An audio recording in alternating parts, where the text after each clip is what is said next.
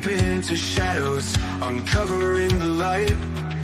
Guess with solid minds, no tales of the strange. In Sasquatch Secrets, they'll begin to rearrange.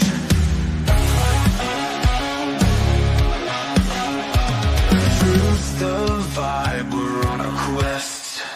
Look beyond the trees, what do you see? Factual stories redefining history. No myths, no magic, let's break the mold. With every word spoken, the wonders unfold.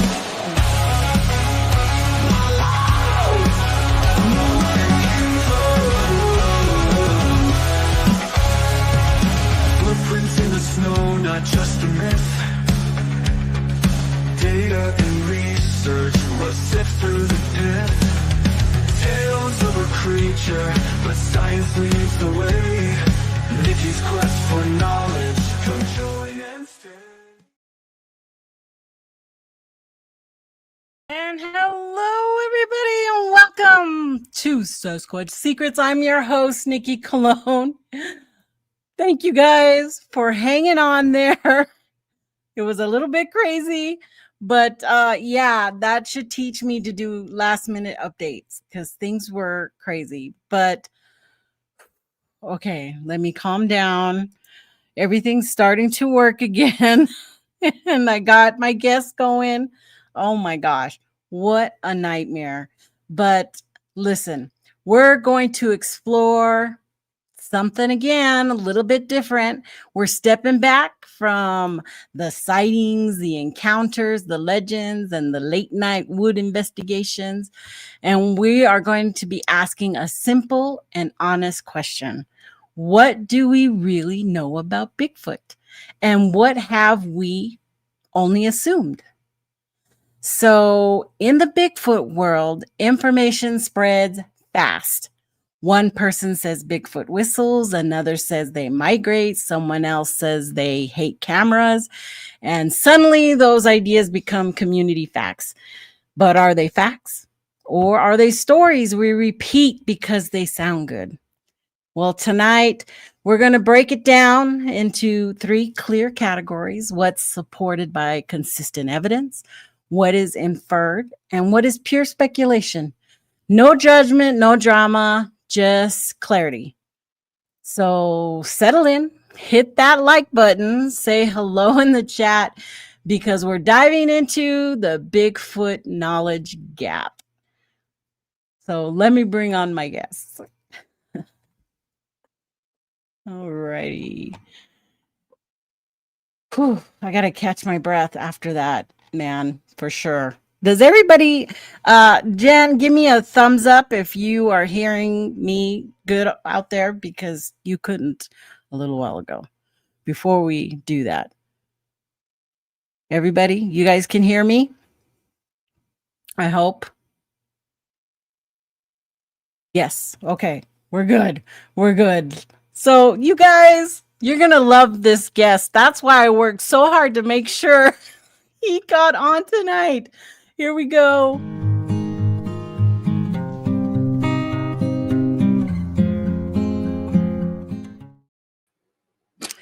Leon, everybody. Yay, I finally got it to work. Oh, mass hysteria. That seems to happen, but good to see you. You are looking so good. Thanks. It's going to be seen instead of being dead. Yeah, you guys will get a brief example of my progress, because I keep having brain glitches periodically, and you'll notice them when I have them. It'd be like, duh! Like old man syndrome, you know. But things are going pretty good. And I couldn't figure out, like, because I was just talking online last night for about 2-3 hours with a few people, and I thought it can't be my mic or anything like that. So mysteries of the So that's how everyone knows that it's live and it's not staged, nothing prepared, just straight, hopefully not BS, but If we want to be a real Sasquatch show, though, we should have a lot of BS because that seems to be one of the major problems. Yeah, it was alive. No, folks, my computer was acting a little weird about half an hour longer now, 40 minutes ago. And I thought, you know what? Maybe I should just restart. So that's what I was going to do. Just restart it, get everything going. But it came up with an update. And when I came back up, I had to do the update. So I did the update, and that's what kind of screwed up my system. My whole system here didn't want to communicate the mic to StreamYard to everything. So I was like, oh my God, right now. So yeah, that's what happened. And it does happen in this. All of us have had issues before, Steve and everything with this. So I appreciate all of you hanging on. You knew I was working on it. And finally, this last restart, everything kicked back in. It even made me sign back into my Facebook, into everything. It totally blocked me on everything. And I'm like, oh my God, I have all my passwords and stuff written down. So I had to dig everything out. Anyway, let's get on with the show, folks. Okay. We got a good one. And I'm so happy to have Leon here to talk with me about this because, we talk about a lot of the same stuff over and over, but it always will kind of lead back to evidence and what we know about that evidence. And hey Sherry, welcome to the chat. I'm in El Paso right now. Yep, I'm a footer from El Paso in the desert. I do a lot of searching up in the New Mexico area. But I'm so happy to see Sandra here. I hope you're feeling well. Jen, thanks. I know you were going to jump back on to help me, but it was a lot of mess. Everybody, thank you again for showing up through the little glitch. So the knowledge gap, is that what it is? What do we really know about Bigfoot? That was my main question that I wanted to focus on. And what have we only assumed about Bigfoot? Is it everything? Or have we just assumed that these things happen? Or can there be science behind some of what we know? Starting with what we actually know. And that's okay. The first one that comes to mind would be the tracks, right? Those are something physical. They are something we can visually see, we can document, and there are experts at track morphology. Leon, you even had many lessons about how to look at tracks, especially in the snow, because many, didn't take it as far as you would take it. Well, it's funny that you're posting this picture right here because these are not Sasquatch tracks at all. These are rabbit tracks, right? And now, why would you say that, Leon? Well, if you notice the tops of the tracks, you'll see a V shape there. That's their front paws going through deeper snow. So I've seen way too many people. I've seen one guy who I can't remember who. I won't say anyways, but he used to be fairly popular, and he put like a 5-gallon pail of plaster down some of these on these casts or similar casts to this. Our tracks as this, and I just thought rabbit tracks, and what 5 gallons? You're putting 5 gallons of plastic just the pouring itself would wreck whatever the bottom of the track's going to be. So, but that's the other thing that gets, I think, when you're talking there's a big difference between knowledge and wisdom. Knowledge is kind of the surf part of an idea, but the wisdom is understanding why the knowledge is the correct knowledge you're looking for or information that you're looking for. And a lot of people stop because and again, people have heard me say this, most people looking for Bigfoot are honest, sincere, genuine, and would like to find probably something until they find it. And then they're probably going to be scared shitless of it. But the bottom line is, because you're all those character traits I just said, it sets you up into being easily kind of manipulated. And it doesn't have to be about Sasquatch, it can be about any topic at all. Because you're sincere, you think that other people are going to be sincere. As if you're pretty honest, you're going to think that other people are pretty honest. But if you get into a certain subject where alternative motives from the other side are present in that other person, you don't know that, you're going to just take a lot of what they're saying as being facts. And I think that was one of the biggest disappointments. When I was talking last night to a group of people, I said, I've been doing this for 10 years now. I can't believe it's like 10 years. And my biggest disappointment was that no one's interested in the wisdom of what you're looking at. And, you know, like people have heard me say, are you interested in knowing what you're looking at, or aren't you? And it's not about feeling right or wrong, or I feel bad because I was wrong. I want to feel wrong. I want to feel bad if I am wrong, because I want to find out what's right. Why is that important? Is because it helps you move forward and you get to scratch stuff off the list that's garbage.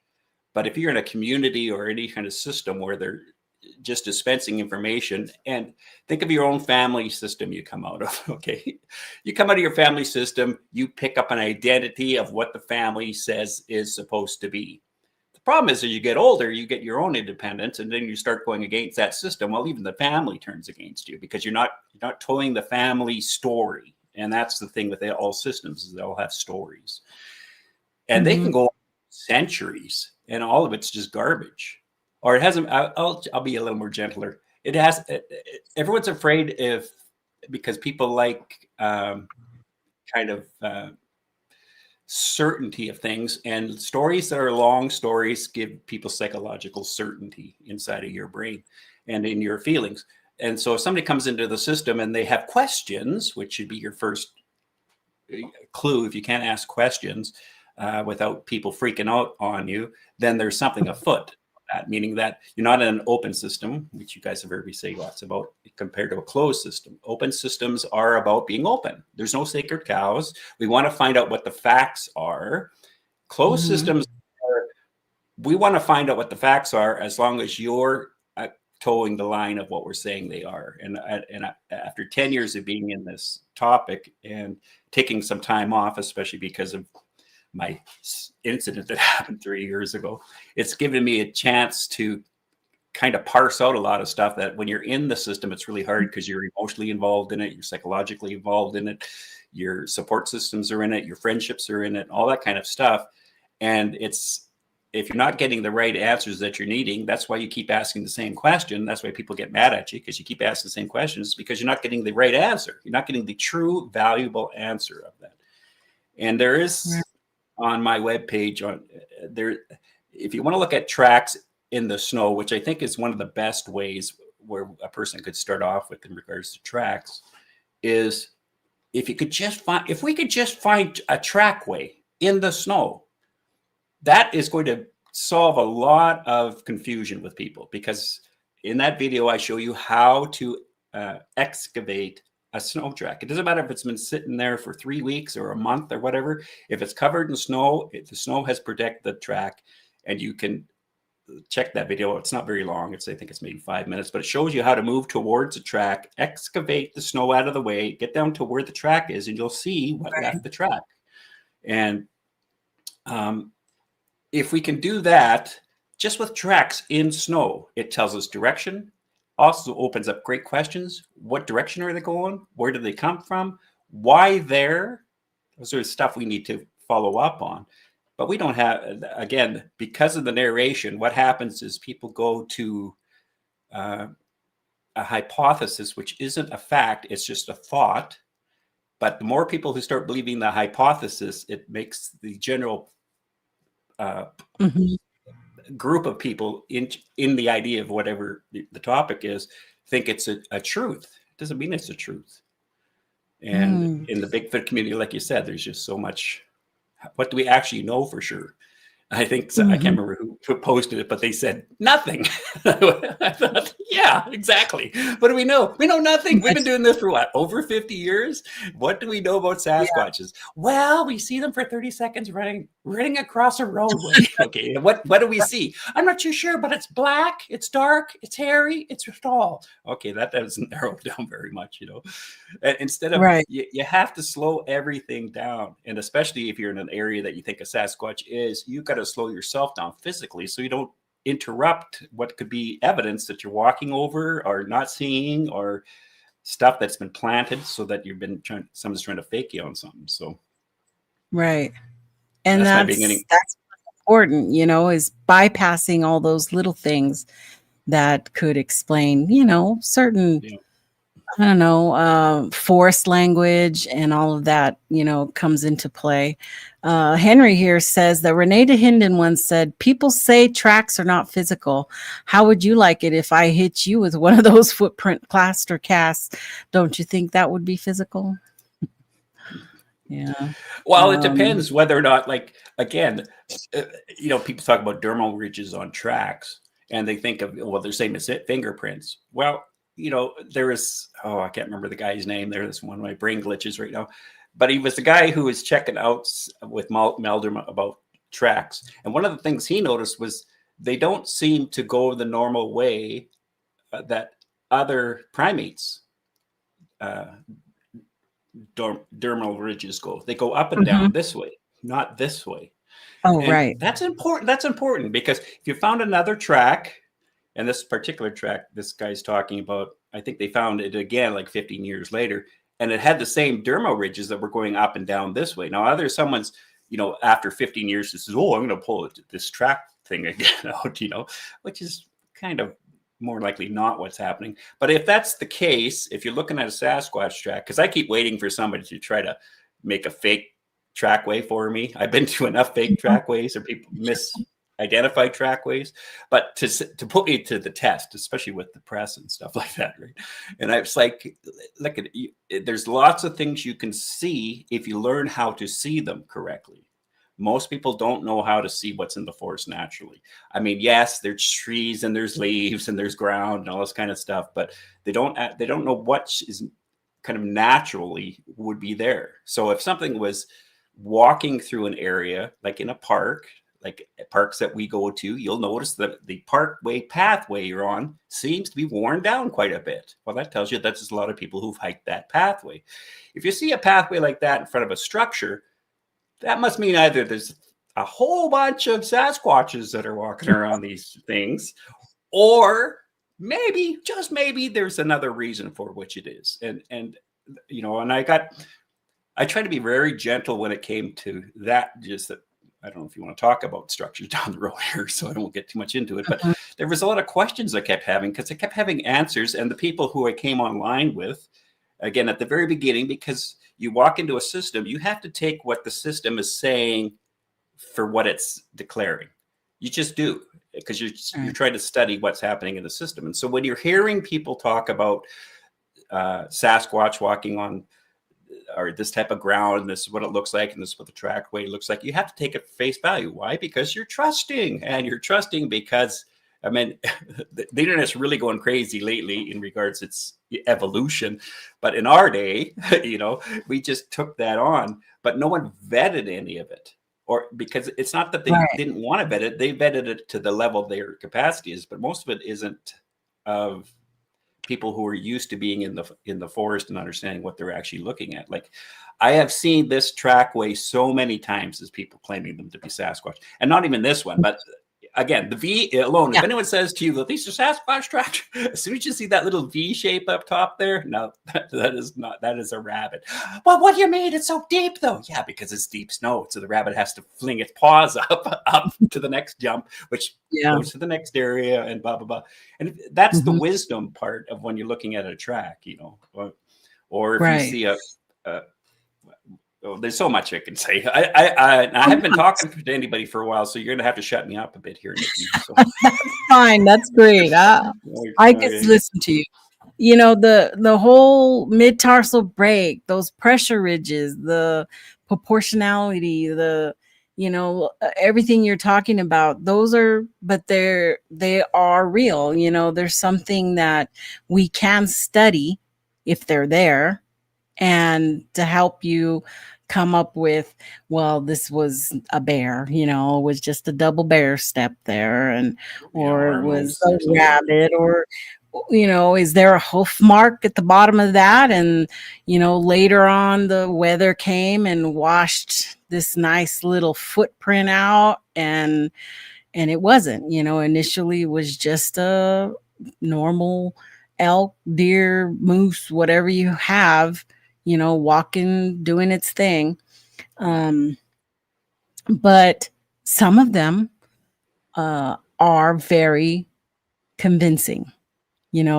There are some I find to be like, whoa, there has been some fresh snow tracks recently. And I'm trying to remember if it was Steve who showed these guys tracks, or if I just saw it on YouTube, but they were very convincing and very deep in snow.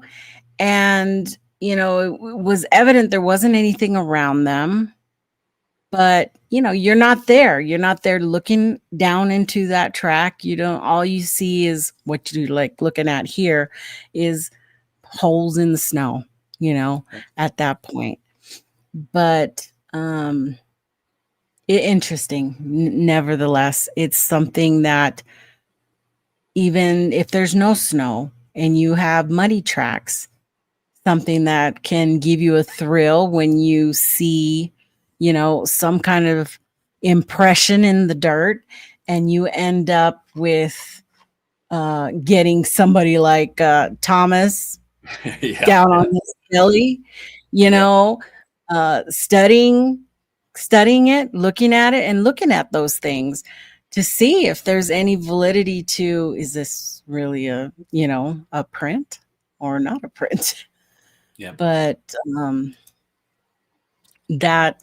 that's something we can know, and I know for a fact that Thomas never refers to prints as Bigfoot prints. They're all alleged, track or possible track. Yeah, and that's the I think that's some of the language we've adopted is not helping or healthy in regards to it. And that's why I really like Thomas's, because he says, if Thomas has been doing it 40 years, over 40 years, I think, and he at 40 years involved in this says, if Sasquatch is real. That's the mentality you should have after 40 years of dealing with a Sasquatch. And Thomas also says we haven't moved one iota since he started in regards to finding out stuff, because again, when you have a topic that it gets internalized into kind of a spiritual kind of a zone, which is the imaginational zone inside of the human condition, then what happens with that is the idea becomes more important than what the actual topic is. And so that's why a lot of the backlash ends up happening to people is when you're looking for evidence and you're finding evidence. I remember walking out with this one guy, great guy, and he kept saying, Leon, what do you think? What do you think these are? What do you think these are? What do you think these are? And I'm not saying anything. And what they were grizzly scrapes on a tree.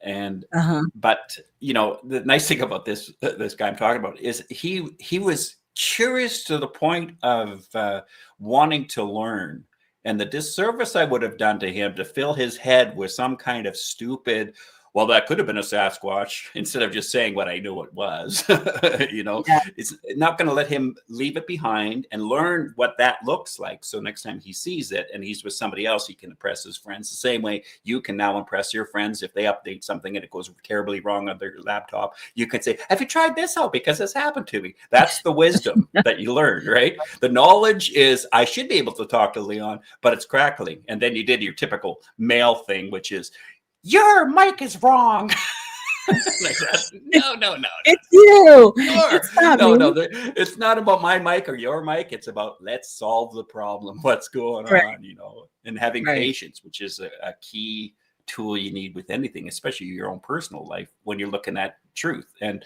I'll just throw this in. I'll try to shut up after this. Is the reason why the scientific method is important is it keeps you psychologically grounded to your sense of who you are as a person.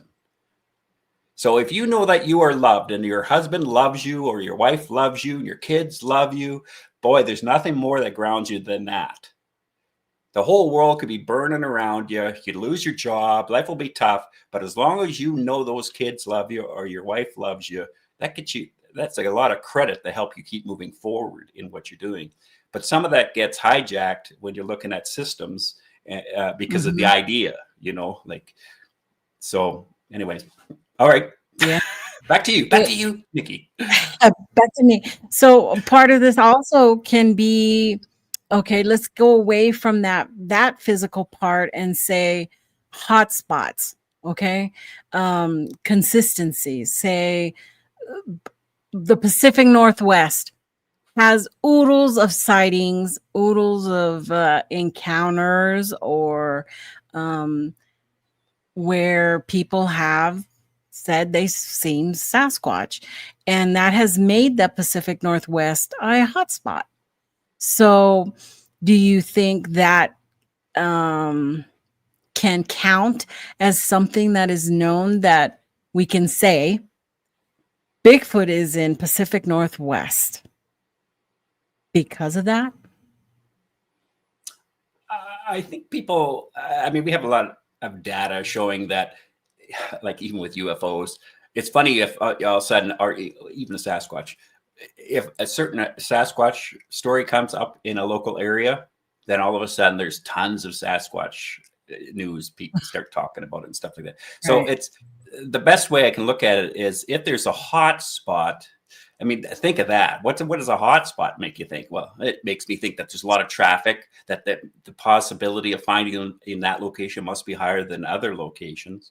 But as Thomas would call it, like jungle forest, you're looking on the West Coast there. I mean, when you were there, you see what he's talking about. It's solid, everything, green, big trees, moss. I mean, to see anything there is going to be kind of tough. But when you look at the reports that come in regards to visually seeing a Sasquatch, it's usually alongside of a roadway or skid trail or somewhere in the bush. And it's usually for about anywhere between fleeting off my peripheral vision to about maybe 3 minutes of seeing something clear, or so they think it's clear. So you got 3 minutes of understanding that you saw something there. Like even up by here, I have probably 120 reports. Like as the snowflake, I can sit here and look out my window here and know all the reports that are around the area here. You would think that's a hot spot. Of a mountain range over here, it has a mountain on it called Sasquatch Mountain.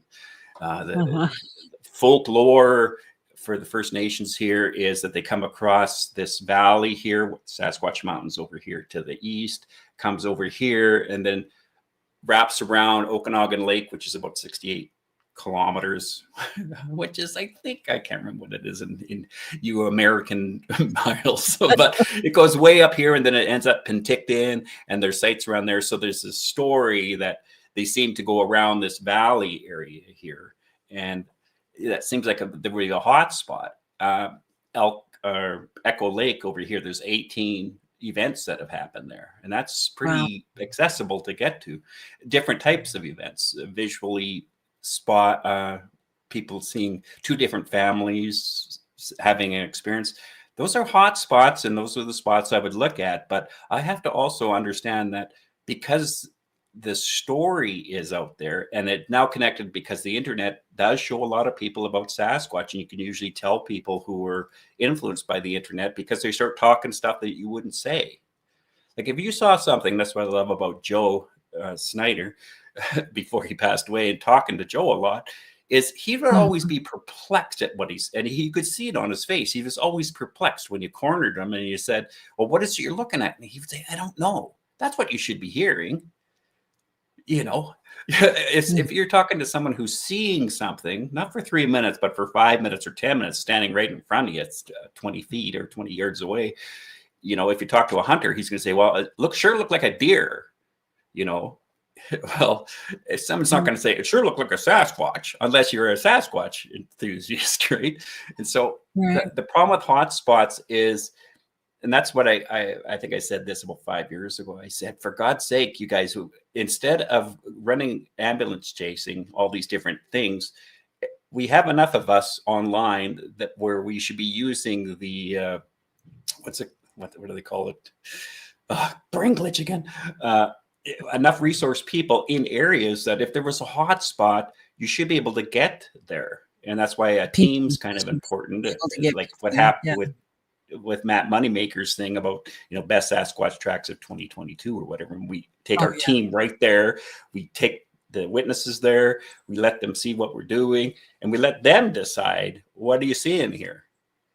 These are the tracks you're talking about right here. And we're looking at the tracks that they were saying are Sasquatch, and you show them what to do, because it's about educating people too, not just for that, but so they don't, someone else doesn't get kind of taken in by the ideas that are out there. And it's a tough, whenever you're dealing with, even just look in the culture today in regards to North America, the idea of solidness is under question now.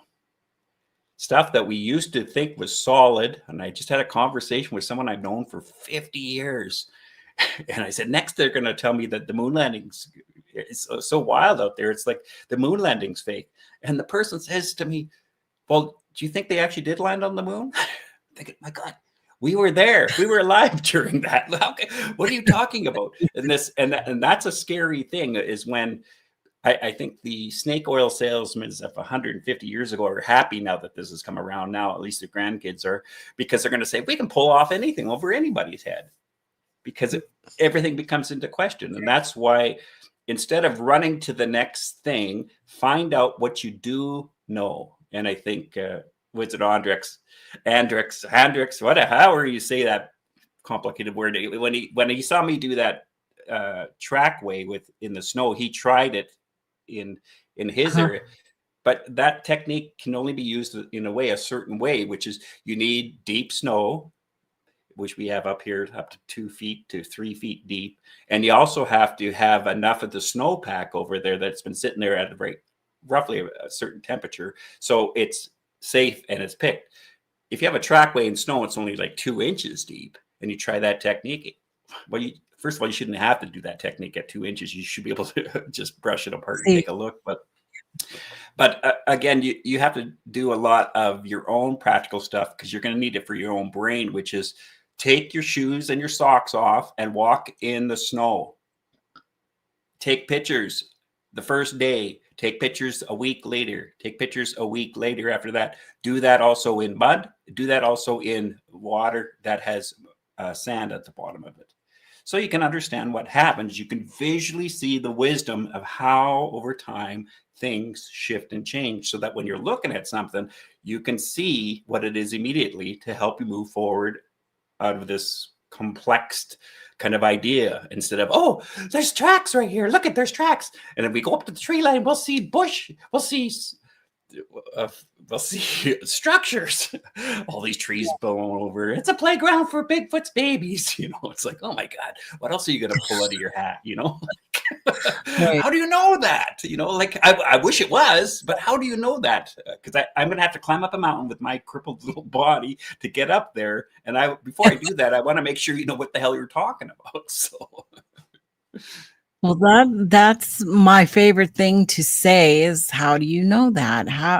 Did you see it? You saw the Bigfoot little babies playing in that? You saw it, and let me see the footage, But no, that's not what happens. It's just them making assumptions and speculating and wishing. I think they do a lot of wishing of what they want it to be. And that's and I think just and I want to make sure people hear me very clearly. It's not that it's a bad thing that you wish it to be that way, but be careful of your brain.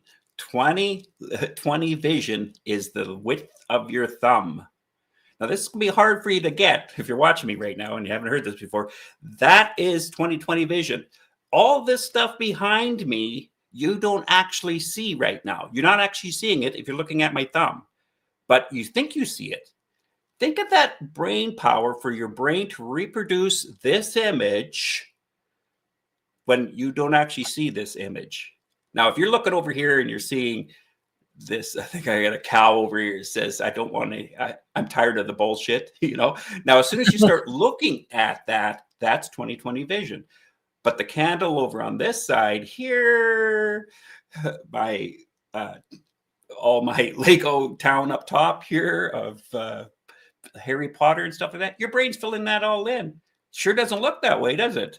No, but that's exactly what science will let us know, is it's not what you're seeing. And that's why if you see any peripherals on your side and stuff, you got to be cautious that it's not your brain putting in there. It's a type of pareidolia. It's a different style of how your brain tries to manage its environment. But you know, if you're looking right at a Sasquatch, the first thing I should see in your face is your eyebrows up like this as you're telling me the story and your eyes dilated. Because if it's a Sasquatch, I don't know. And that, again, going back to Joe, you'll always see every time he said that story, his hands, he'd always move back and go like that. Mm-hmm. Whoa, boy. Whoa, big boy, he said. And he said it to me 15 times, but he said it every single time. Like usually he would say, if it's a story, like he's a good story, if he was a good storyteller, he would say, oh, I found myself going back. He's not telling you, I found myself going back. You're watching him go back. You're watching their eyes. You're watching whether or not they're in their head inventing it or back there at the event. And so if a hot spot, that's what you're looking for. You have to start off at the basics again, is how do we even know what a hot spot is and how would you tell? But we're very impatient. We want to get to, I heard a lot of people talk about it, so therefore there must be something here. But then when you go and look, are you finding what they're saying? And then do you have questions about how they're interpreting what they're saying to you in regards to the data that they're trying to share with you? So, and I, again, when I started to look at structures and thought there's something really weird about this. And to say the simplistic thing, because our cognitive dissonance, whether we like it or not, cognitive dissonance, I'll give you an example of what cognitive dissonance is. It's not a thinking thing, it's a feeling thing. And what it is you get your back up a little bit, or you get agitated because you're not hearing what you want to hear because you looked at these tracks. And I've met people that I've looked at these tracks with these type of people, said those are rabbit tracks, and they are pissed right off at me. You know, like even Matt, when he sent me, well, what do you think this is? And I said, it's a bird. And he was so mad at me. But to his credit, he went and filmed the freaking thing. I said to him, well, then go film it. Prove me wrong. Not that he's wrong. I'm not trying to get him to wrong. I'm trying to strike something off a list. Again, the whole coyote yelps and sounds and that. And then when Thomas and Jerry found out what they were, and before that was all Sasquatch stuff. All of a sudden, you got two quality people like Thomas and Jerry visually see what it is. They've seen it. And what do? We doubt them. Yeah. You know, between both of them, they got close to 100 years of experience in the bush. I'm thinking, you're doubting two people who have got about 100 years of experience in the bush, see what this thing actually is with that sound. If anything, we should at least make a note of it.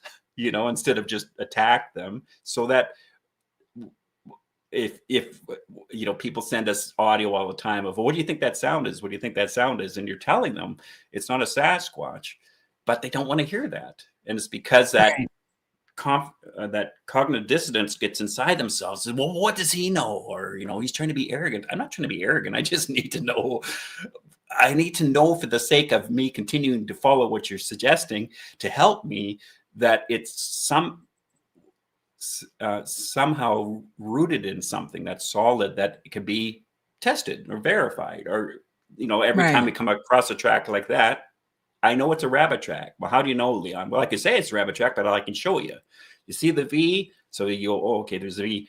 Maybe one day you'll see a rabbit do that track, and you'll see that same thing, and you'll say, oh, Leon was right. I'm not trying to be right. I'm trying to help everybody, including myself. And there's better trackers than I am, for sure. But I learned from those people how to read what you're trying to do. So hotspot, yeah, it's great. It's different if we're a SWAT team and we get to a hotspot. we know what we're doing. We know what to look for. We know what should be there. We're not even at that point yet. We're at the hope of a hot spot because we want to see a Sasquatch. The problem is you're not going to see a Sasquatch, because we're really noisy in the forest. We don't think we're very noisy, but we are noisy when we're in the bush.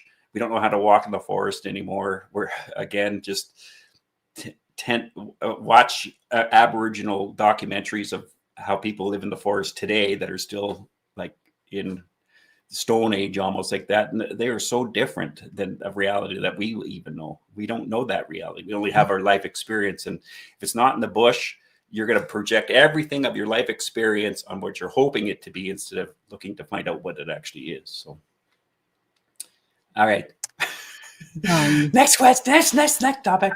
Kaiju says, Leon, what's the most significant Bigfoot trackway that you've seen or found?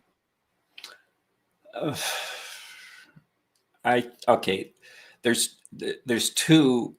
One is, well, actually there's three. Two are negative and one's a positive. The first negative one was when Matt Moneymaker was declaring that up in Spokane that those were the best Sasquatch things, and they weren't. They were moose. And by showing it and how we showed it, it helped people understand that this guy knows a bit more. But it was a letdown because of the person who was declaring it not protecting the witnesses, not doing their due diligence. And the second one that was sent to me by a fairly well-known researcher, it was a crystal clear picture of a Sasquatch footprint. Like it was the all be all of a Sasquatch track. And it looked really good to me. I thought, holy smokes, this is something serious. And then it took me about 2 years after looking at the track and analyzing it and putting it on there, I realized, wait a second, there's something different about this track. And it wasn't the track. And I think Danielle, we were looking at the track at the same time. And I said, there's something weird about this track. And what it was with the back of the track was a heel mark. It looked like a heel mark. And the track was going across this way. And the heel mark was kind of at this back of the thing. But it was really small. It was about this small. Mm-hmm. And then it had little toe marks. And then I looked at the picture again at the top. And I looked and I thought, Now, either it was a Sasquatch that had an infant, toddler, walking around itself, or it was an adult who had a toddler, did the track, and the toddler was following the adult, and the adult didn't recognize that the toddler had left its footprints there. So those are the two negatives.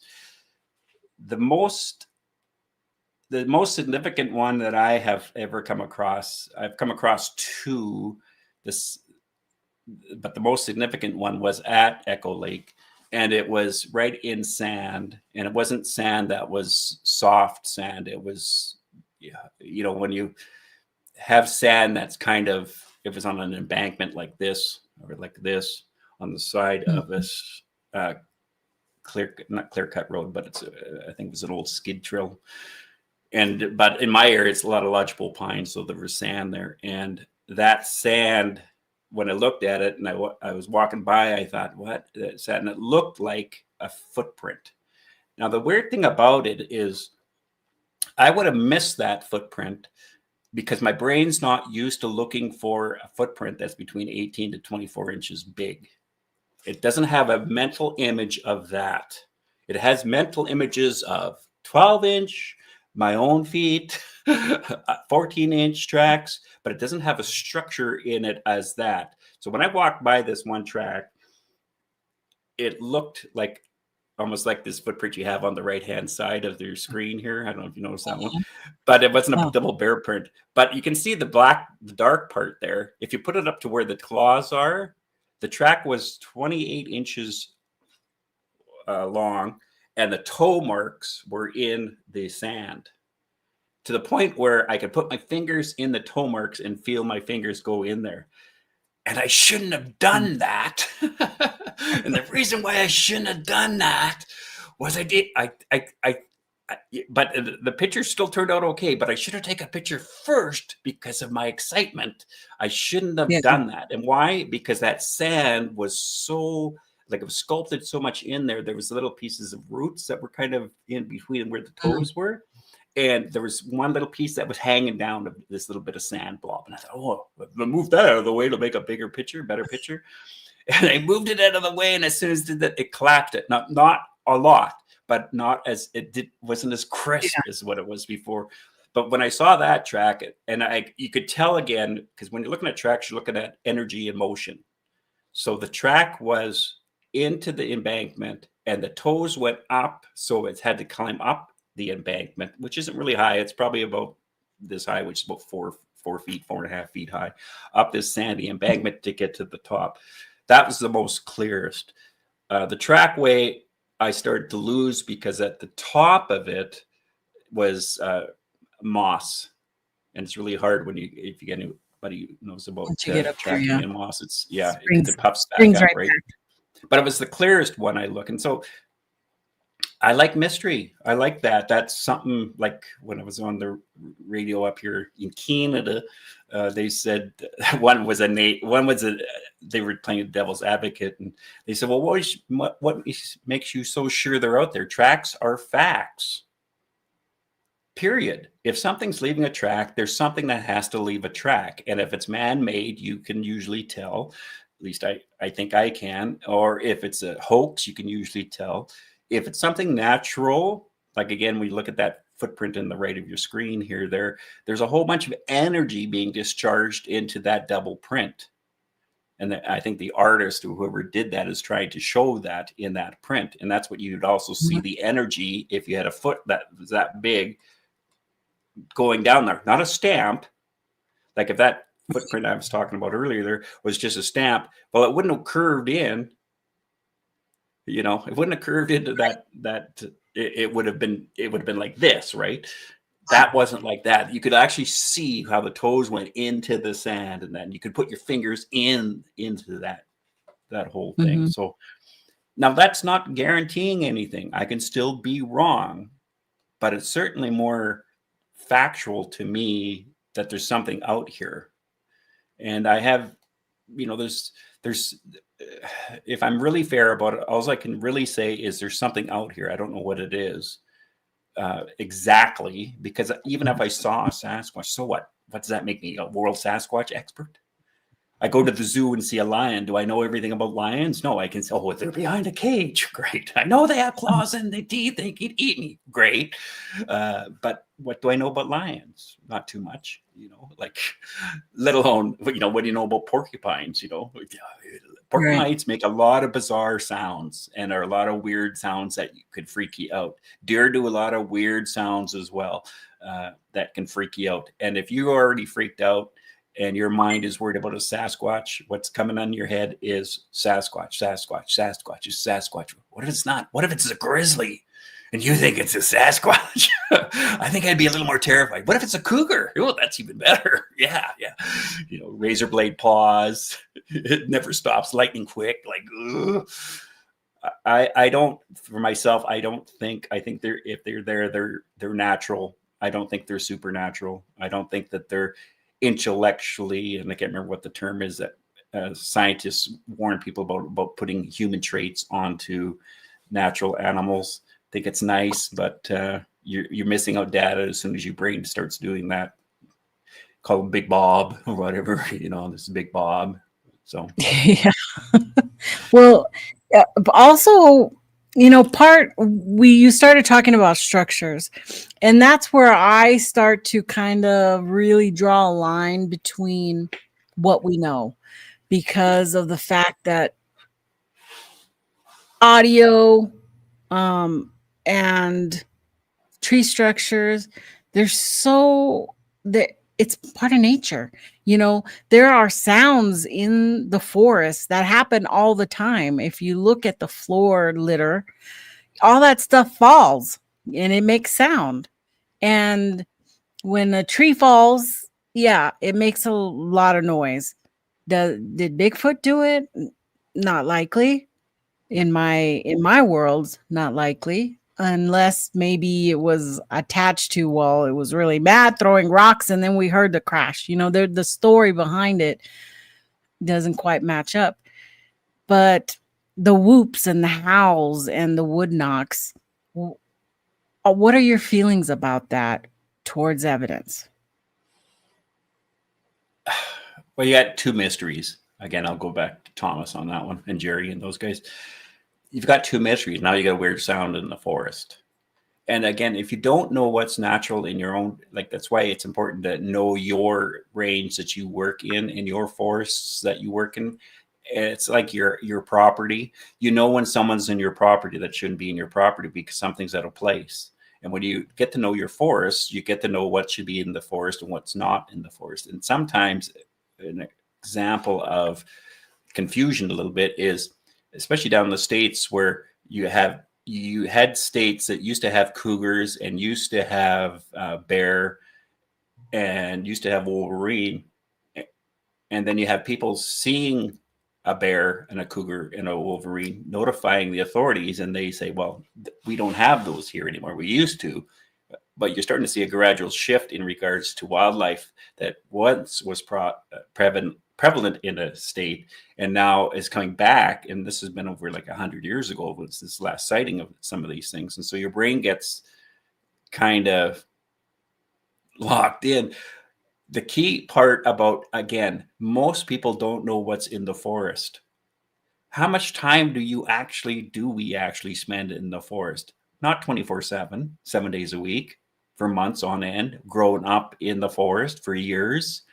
So, your memory banks in your head, unfortunately, have Walt Disney sounds that were from movies and shows and stuff like that. And I'm not telling anybody anything new. You've probably heard these statements from other people, but bottom line is that's what you have in your memory banks. So you don't know what, especially when it comes to lynxes or bobcats. Now you're starting to hear more about what they sound like because you were looking for Bigfoot, and we're starting to see, there's a lot of weird sounds in there. But even like birds and owls and a porcupine. I remember the first time I was in forestry, they sent me up into this fly-in job. My family was kind of in the bush a lot too, but not like this. And there was a sound that was in the forest by my tent, and it was there every night, and it was the weirdest sound. Yeah.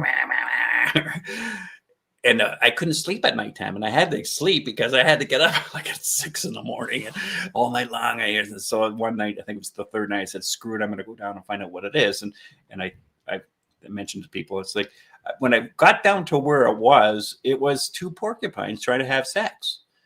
Oh my goodness! But you think their little bodies would make those large sounds, but I'm not taking into consideration of, it's crisp out at nighttime. It's early spring, so it's still got the dew, and that's starting to accumulate.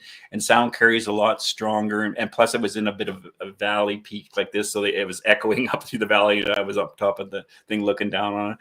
But I mean that's where you have to have a bit of humor to realize, and I guess. Humbleness, where you realize there's lots of stuff that make really, really bizarre sounds. Give me a sec here.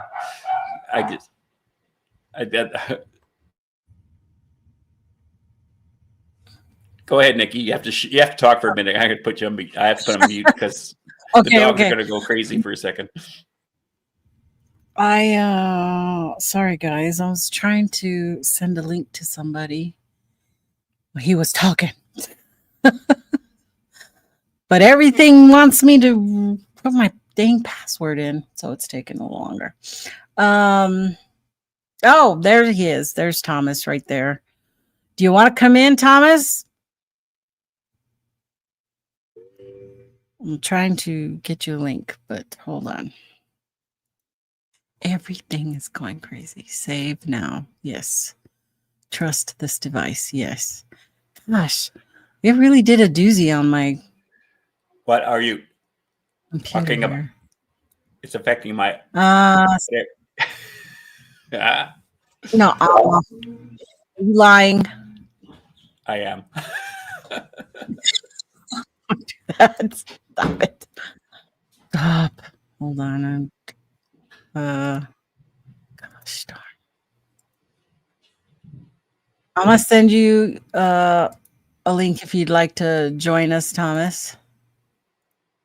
There you go. Okay. So, were your ears ringing? They were burning because Leon was talking about you. I'm sure that's what happened. I'm sure that's what happened. Okay. Okay. Good. We're good now. So, yeah, you're talking about, all this and behavioral patterns and all these large clusters of reports. And we talked about, the structures, and I have a hard problem if they're not like ginormous. I have a hard time with them. I just can't. I can see anything doing it. I can see beavers doing stuff. I can see a bunch of different scenarios where it's just natural formations, from the wind, from the weather, creating stuff. So I tend to not go in the direction of that being any type of evidence, something that really convinces me that Bigfoot's out there. It's interesting. Totally. I think a lot of them are very, very interesting, but I don't know how I go there. Well, let me bring on our friend, yours and mine. I'm going to play. What am I going to play for him?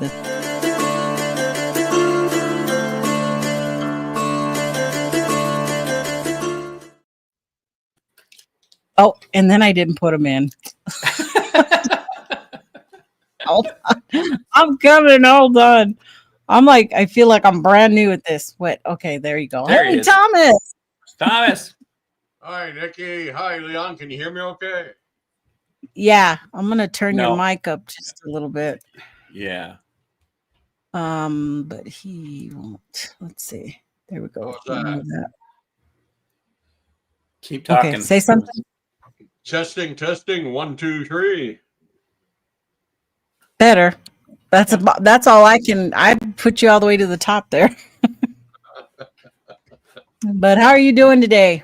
I'm just fine, dear. I just got in the door, and first thing I do is turn on my computer, and there's messages from you about doing a show tonight. Yeah. Yep. I did. I wanted to see if I could get into the Buckwalls crew in here to chit chat a little bit, and we're talking about what do we really know about Bigfoot, and what have we assumed a lot of stuff, and we're just getting. I mean, we've already gone through. Well, we wasted about 30 minutes trying to get on first thing, but we're what we actually know, and we talked about tracks and hotspots and whoops and stuff like that. But what do you think? If I was to ask you, Thomas, what do you think are the strongest patterns in the evidence we have so far? The strongest patterns we have are individuals who claim to see a large hominid type creature in the wilderness areas of the Pacific Northwest, North America, and other places that officially everyone tells us doesn't exist. Yeah. And that's about the only pattern there is. In my opinion, there is way too much assumption going on. I learned from my experience as I began, whole kinds of things that were put forward as just suggestions have become almost accepted as reality, even though there's no evidence to explain why. Things like twisted trees, shelters, et cetera, et cetera, et cetera. Yeah. Bite your tongue, Thomas. I mean, okay. The twisted tree theory was put out by the late Bob Titmus in the late 1960s, and it was a suggestion. He was wondering, he was asking a question. But through time and retelling, and by the mid-1980s rolled around, every documentary on the subject was saying twisted trees was a sign left by Sasquatch, as though it was an established fact. Well, it was never established. It was never established. And a lot of these so-called shelters, Just because it looked weird doesn't mean it's a shelter, and it wouldn't keep the weather off of chipmunks. I don't know why a Sasquatch would bother. Yeah.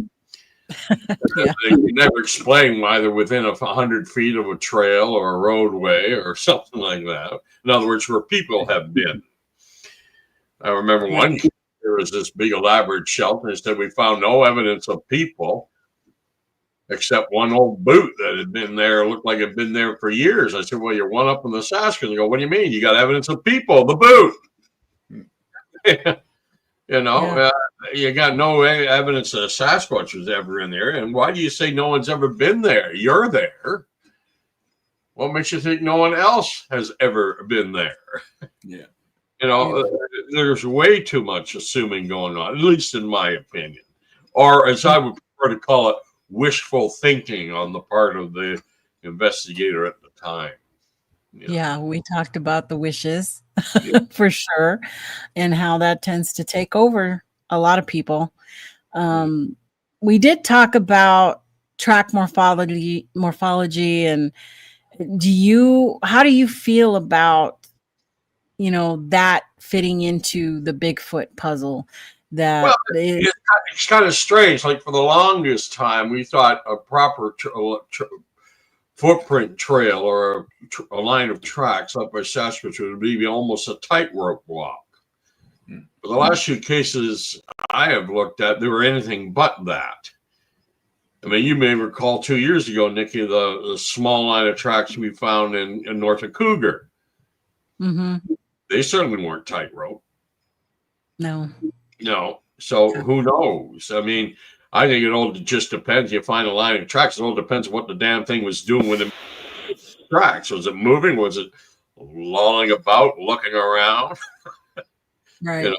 Yeah, but people make assumptions based on, you know, what has happened 2 or 3 times, and then when something else happens and throws a wrench into that theory, you wonder, where do we go from here? Exactly.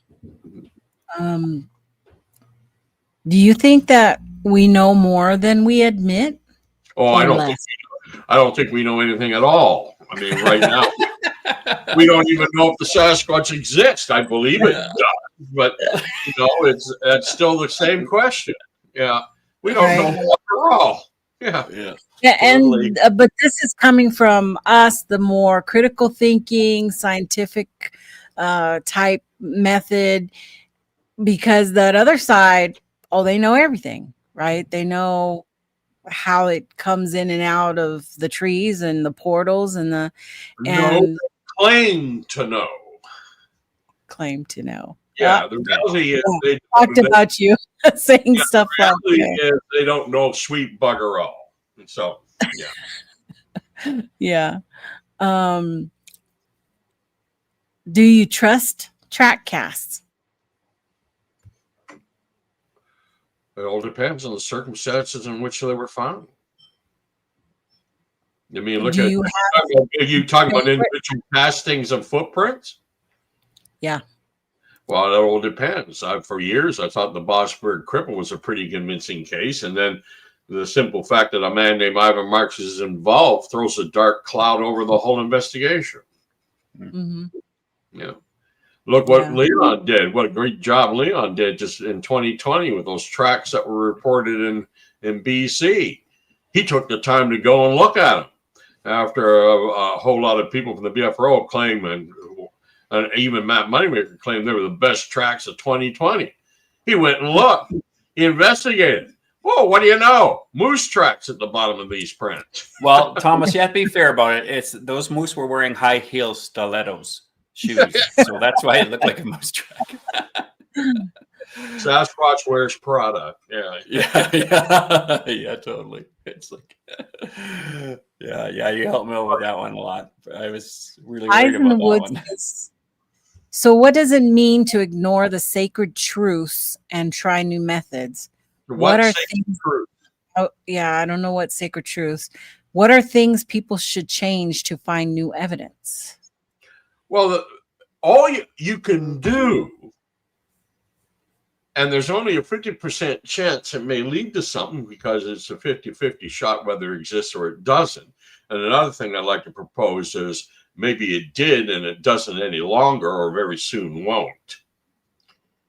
I mean, to me, you just got to go about when you hear of a case, hopefully as soon as possible. Like the best case is you hear about something that happened within 24 hours and you go to the spot where it happened. You find some evidence to back up what the claimant says they saw, right? Right. Basically, it's still, no matter what you do or what you have, or it's still all a matter of being in the right place at the right time. And that's what it comes down to. It's a 1 in 1,000 shot. Now, to me personally, I think the Sasquatch question is going to be answered by people who have nothing to do with the Sasquatch mystery. Yeah. To me, that between now and 2030 is vital because of those new wildlife underpasses on the I-97 and the I-5 highway in Washington State. They're unlike the ones that have been in Canada for decades. These ones are covered 24/7, 365 days a year with cameras. So I personally, and this is just my own opinion, other people may give it longer, some people may give it shorter, I don't know. But in my opinion, between now and 2030, and these things just came into operation at the end of 2024, between now and 2030, if they get video footage of everything we know is there, and using it, and they don't get a Sasquatch, you really got to wonder why. Yeah. I want to know who's looking at all that video. I even heard, even though I haven't found it yet, we're supposed to be able to access these cameras right here on our own computers. Yeah. But I haven't seen it. I haven't found that yet. But that was the word last year when they first started announcing they were putting these cameras out there, that the public would be able. The only problem with these cameras and these underpasses, they're not being kept a secret. So it's only a matter of time before some clown in a ghillie suit or someone with some AI experience will try and fake something. You know. Yeah. That's always now more than ever. You know. That's always the drawback. Yeah, but my biggest fear is maybe the Sasquatch, like maybe the 60s, 70s, and part of the 80s were their last big hurrah, and they may be on the verge of extinction or very soon will be if they haven't already. And it may be a case that did exist, but it doesn't any longer. We just don't know. Yeah. Because the sighting reports, and then again, I'm only speaking from my personal opinion, have really dropped off. Now, if you go on the internet, they're seen every damn day. Well, that's because people are BSing through both ends every damn day on the internet. But to me, 2024 was the first year since I started back in 1978 where I never received a single solitary report here in the lower British Columbia. Yeah, same. One. Yeah. 2020. I finally heard about one in 2024, 1 month into 2025. And so far in 2025, I've had 2 or 3 that sound pretty convincing. But again, it all comes down to, is it there? Was it ever there? And maybe it was there, but it no longer is. Uh-oh. Yeah. No, I'm here. I had to blow my nose. So yeah, that's kind of concerning. And I seem to see more reports coming from those who are feeding them in their backyard and see them every day and go out every weekend and have experiences. Those are increasing, those type of sightings. Oh, yeah. Red flag reports are increasing all the time. There's no shortage of people trying to be the next Mulder and Scully. Yeah. Yeah. You know, trying to get their 15 minutes or whatever and some attention. I mean, there are always people like that. I call it, when it comes to researchers like that, I call it individuals with Ivan Mark syndrome. Yeah. Right. Yeah. Right. This next part is what we assume but haven't proven. And this is that big one, right? This is the one where it's automatically becomes fact after a short period of time of people saying the same thing. We're talking about, Bigfoot throws rocks as warnings. Okay, how do we know? How do we know that? They avoid cameras. That's a thing you hear all the time. How do we know they are avoiding cameras?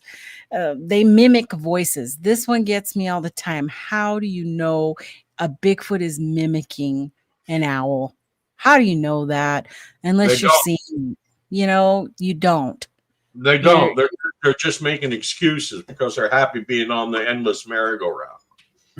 Yeah. There's no way unless you are physically seeing it happen. Yeah, Nikki, and I have not heard that. Park syndrome and inmates out of the asylum, which is the majority.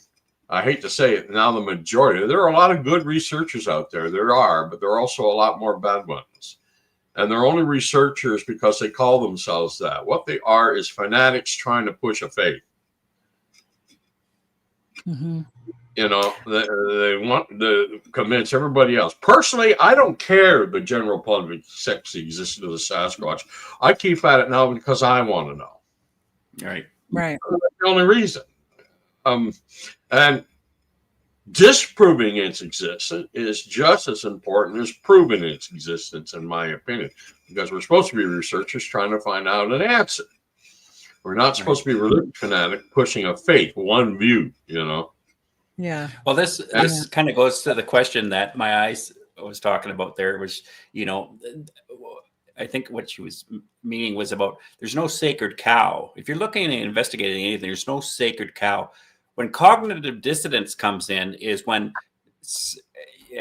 you're offline if something's not right with you in regards to your perception, is if your feelings are getting wounded because people are asking you the right questions. You're not going to see them as the right questions. And that's the idea, is when you're objective, there's no emotion involved in objective truths. Whether you believe the sun is real, it doesn't change the fact the sun is going to be real. It's real. The earth is a real place. You have a car. You don't need to feel like I need to have a car, because it's not going to change the fact of having the car or not. If you have a car, it's still going to be a car. And that's the problem with a lot of evidence when you're looking at evidence, is it's all the hope of the idea instead of the knowing of the idea. And as long as people, and I find it a bad, kind of a bad mix. It's not the right word I want to say, but a combo to have is, if you just want to make an idea keep going because you want to believe in the idea, that is not a good thing. Mm-hmm. You want to keep it going if there is something there. So like Thomas has talked about, and I mean, I appreciated Thomas for ever since I met him the first time. He's always been sincere about his positioning, and he's always been trying to be fair as fair could be, objectively. In other words, he's been doing research for 40 years. If there's anyone who should be, drinking the Kool-Aid, it would be him. Now, there's other researchers who've been out there for 20 years that are drinking the Kool-Aid, but Thomas doesn't drink the Kool-Aid. And what I mean by that is he's not trying to convince everybody. And he's told me this personally many times, is the facts stick to the facts, don't deviate for the facts. And the facts are going to tell you the truth. And why that's going to be important? It's going to be important in one way. It's going to be disgusting in another way. The important way is it's going to keep your feet grounded on what's real. The uncomfortable way is you'll be talking to people who don't want to hear what's real.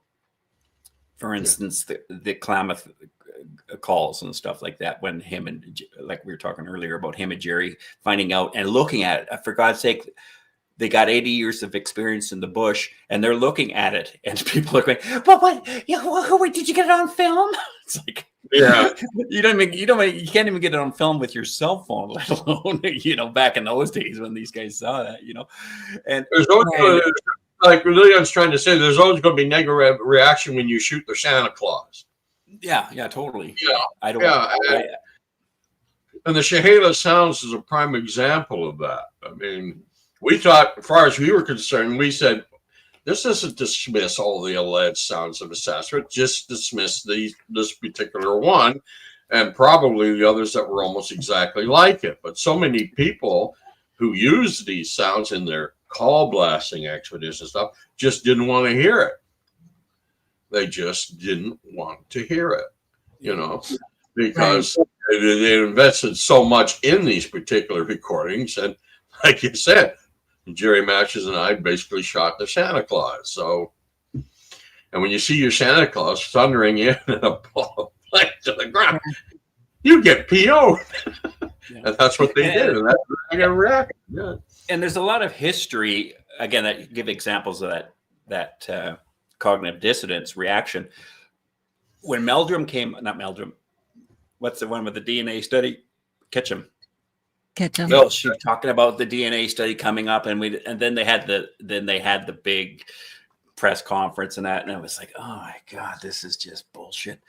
And the frustration that comes with that is, it doesn't matter what you tell. Like, again, if you dealt with cults, like I did for 10 years, people in cults, you would think surely, like especially ones who believed in this is it, this is the end times, you know, and it's the 100th time this cult has now said it's the end times, that surely the members of the cult will just disband because they're thinking, you know, this is crazy, it's never happening again. But what we found in research is cults don't disband when they have the facts. What happens is when the facts expose the cult becomes tighter, closer, believing harder in the truth that is not truth.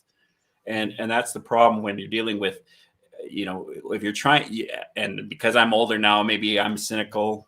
Thomas, I don't know if Thomas would be able to help me with that, but you know, if you want to believe in a Sasquatch, there's nothing anyone's going to be able to do to unconvince you that there's not a Sasquatch. But I'm not here to believe in a Sasquatch. I'm into wanting to understand whether or not facts are facts that people are claiming about a Sasquatch. Because, like Thomas, I would rather be, you know, underground and not share. And like if I came across evidence that they are real and stuff like that, there are certain people that I would be phoning, like Thomas and Jerry and Bill, and say, get in your fucking car and get down here. Sorry for the F word there. You got to show something. But I wouldn't, the last thing I would do is come online and talk about it. It's almost like if they came online and talk about it to show people, and maybe people will see it as that anyways. They're going to get confronted with, they're doing it for the money. They're doing it for the clicks. They're doing it for that. Whereas, and like Thomas says, we probably some kid that's never seen a Sasquatch, not talking about Sasquatch, ends up finding a dead body somewhere off a playground or somewhere in the boonies here in BC. And once that happens, imagine what happens if they do find one. All this is just going to be BS. Other than the science will finally get involved and say, okay, well, what are these things? And how did they live? And all the right questions are going to finally be answered. And all these people who are hoping to be famous and significant because they have channels that are, you know, that they know for certain. It's kind of like, look, if you know for certain, then I can come at your sacred cow of your certainty to find out, how do you know? Let's set up some tests that they're speaking to you. Okay, if they're speaking to you, let's put you behind this cardboard wall here and ask them, you tell them what objects are in front of you and see whether or not they can mind speak to us what they are, you know, like, and that's the thing is, and again, this is back in the 50s and 60s when they first started doing, the scientists were, unfortunately, because they're scientists, they're not magicians, they were just taken in by all these people in paranormal abilities, you know, the bending of the spoons and mind reading, ESP, moving objects, all this kind of stuff, because the scientists couldn't figure it out. And it wasn't until a guy named Randy the Amazing, who is a magician, said, these guys are taking you for a ride. And when he showed the scientists how these people did it, that's when they came up with the $1 million reward. If you can show any supernatural kind of thing, they'll give you the $1 million. And that still stands today. And that's like 50 years. It's been still standing. Because the idea that something that is not normally in regards to mind speak and zapping and all this kind of stuff, those things all have clinical reasons or definitions to them. And it's like you're being mind spoken to, but it's not by an outside source. It's an internal source mechanism that happens.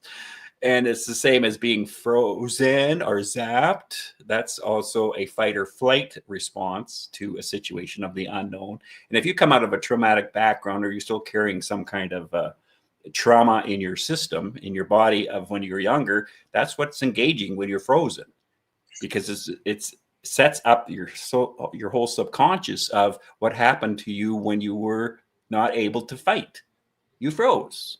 But that's 25 years ago, Leon, or 30 years ago, or 40 years ago. And listen, I'm totally aware of what I'm talking about here because it's happened to me numerous times.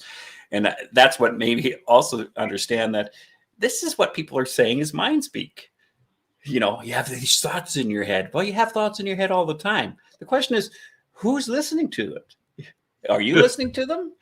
And if you're listening to them, you're obviously not speaking them. So where are they coming from? How do they exist in your mind if you're not talking about it? And you guys get flooded all day long about stupid stuff in your head.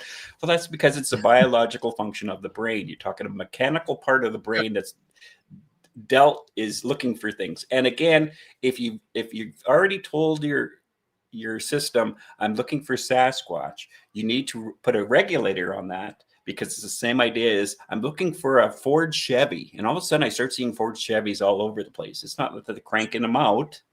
It's that you've now told your subconscious with intent, I'm looking for a Ford Chevy. And so your brain is way ahead of you. There's one there, there's one there. And it works the same way with Sasquatch or any other thing, ghosts or anything else. If you have a belief system, and that's the scary thing about belief systems, is they'll start running the show and you won't be aware that they're running the show.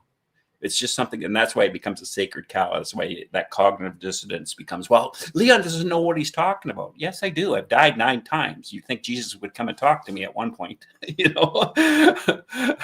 Never happened. Leon, isn't it strange that all these so-called expeditions that actually claim to have found stuff are expeditions that had Sasquatch on the brain to begin with? Why aren't we hearing from, university-sponsored expedition who are going out to do a study on wolverines, or going out to do a study on the bears of the great rainforest, Boy, would I be impressed if just once one of those groups came across a set of tracks in the middle of nowhere and or something, But that doesn't seem to happen, other than tree planters and things like that on occasion. But wildlife research groups doing legitimate science that have nothing to do with the Sasquatch, and none of them have the Sasquatch in the brain. As far as I know, I've never come across a damn thing. Yeah. Well, and I mean, that's the thing. And I remember I applauded you for your answer. I think it was about 4 or 5 years ago. I said, what if they're not out here? And here's Thomas. Thomas is the big Bigfoot guy, Sasquatch guy. Sorry, Thomas. He's a big Sasquatch guy. And I asked him, what if you find out they're not real? And he said to me, without missing a beat, he said, well, then I'll be pretty proud that I had something to do with, how did you word it? Something to do with the history of the belief of the Sasquatch traditionally from the First Nations. I've done my part to catalog a great piece of North American mythology and folklore. Yeah. And see, he's not reacting. He's not saying, oh, Leon, you're just a doubting Thomas. He's not saying any of that. He's being real with the evidence, and he's been doing it for 40 years, and which I needed to hear somebody in this bloody community talk like that and think like that, because I wasn't finding it in the community. I just found drink the Kool-Aid and shut up. I can't drink the Kool-Aid because the Kool-Aid is bullshit. Now I would like, by the way, Thomas, I finally got in the bush last week, 2 weeks ago, on a side-by-side. And I hope to get up to see you coming up here in December 1st. So just let you know that. But the idea is, I like the idea of this. I like the idea of finding out interesting stuff. I like being in the bush to see if I can see anything that happens to maybe correlate with what we're talking about. But I'm not going to sit there and be deceiving to other people, because what I think it's a form of deception that people aren't doing. It's a disservice for sure for people not learning ways of, if they are there, how would we find them? That was the first question I had 10 years ago when I got involved in this thing. And still, it hasn't been answered. I know there's sincere people that watch the show and that are on here, and that, and a lot of them, I really appreciate. I know they're not out to be connivers and all this kind of, out to be jerks about it.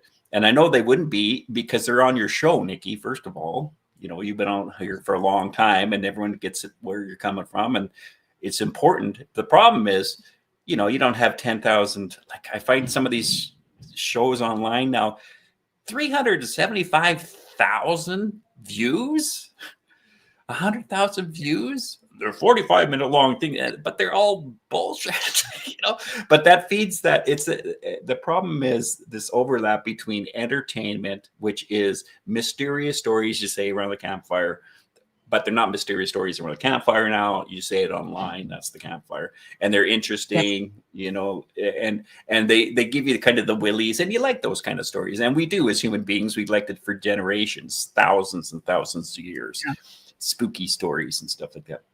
But when you're talking about a topic of finding out, is it true or not?